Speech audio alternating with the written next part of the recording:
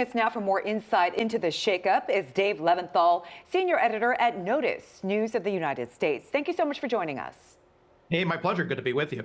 First question for you. Noem's removal comes after scrutiny over immigration enforcement and new focus on a $220 million ad campaign we just mentioned, where money ends up in the hands of former aide's husband.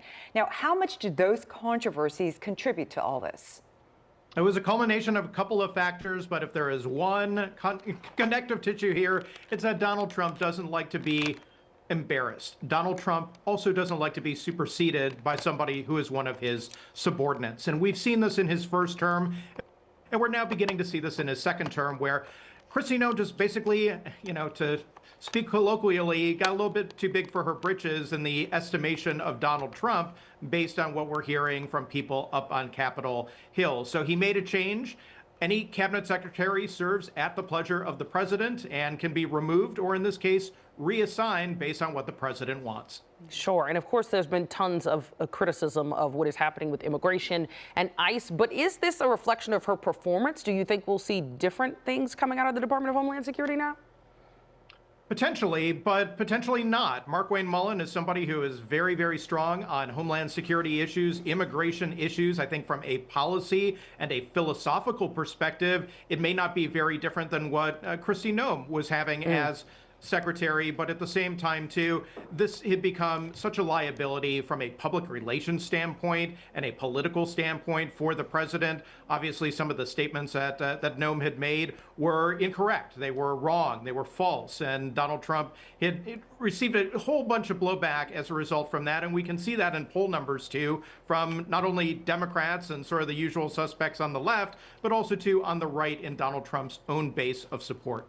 Well, speaking of Oklahoma Senator Markwayne Mullin, President Trump selected him as Noem's replacement. He still needs to be confirmed, as we mentioned. What does this pick tell you about the direction the White House wants to take on immigration as well as Homeland Security?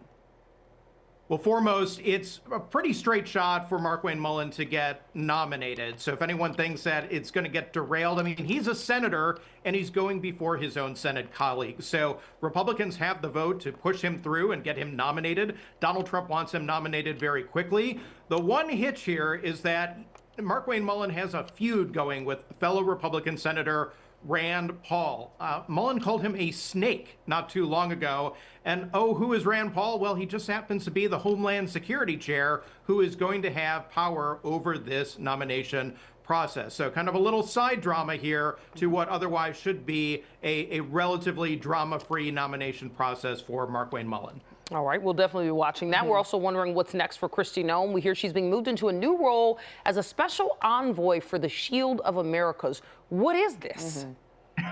Not too many people know because it's a brand new thing. Donald Trump has kind of created it. Ostensibly, it's going to be a coalition of various countries in South America and the United States to combat narco-terrorism, as Donald Trump often talks about, and otherwise coordinate Homeland Security efforts of that sort. But at the same time, too, one has to wonder if this is going to be a lot of pomp and circumstance or if there's going to be meat on the proverbial bones. We don't know. There's going to be an organizational meeting coming up in Miami. Kristi Noem ostensibly is going to be leading the charge for the United States, but she was apparently unaware of the fact that Donald Trump was even firing her yesterday as she was giving a speech while all of this is playing out. So this is very embryonic, to say the least, and in something that is a clear demotion for her. There's no other way to cut it. Absolutely. But as you said, this is just the very beginning of it all. So, Dave, we appreciate you breaking down what it could mean, what could come, and we'll watch and see. Thank you. My pleasure. Thank you.